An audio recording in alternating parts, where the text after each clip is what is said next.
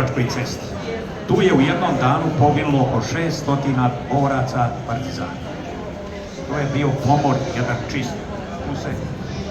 Tu su meni govorili drugari da su kad krenu u juriš gazili sa Donobrana na Ustašu, a preskakali mrtve partizane.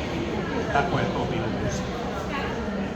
Ta Patrija, tu je trebao biti spomenik na Kozari kad se nečega tiče, međutim nema puta, nema ništa, pa onda ostala je golo brdo u selu Jelovcu. Jedna vojna akademija iz Zagreba, došli su kadeti i prolazili, kad su krenuli sa Jelovačke ceste, jedan se kadet okrenuo i rekao: lakše gazite, mi smo na Olimpu našem. Evo jedne male pjesme posvećene toj Patriji. Zamislite tu Patrija domovina otečna.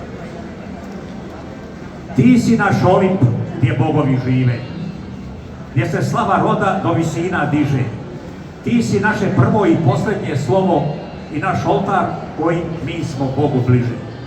Na tebi su kosti izmiješane ljudske, kosti div junaka što na tebi paše i kosti dušmana srpskih krvoloka što padoše žedni piti krve naše.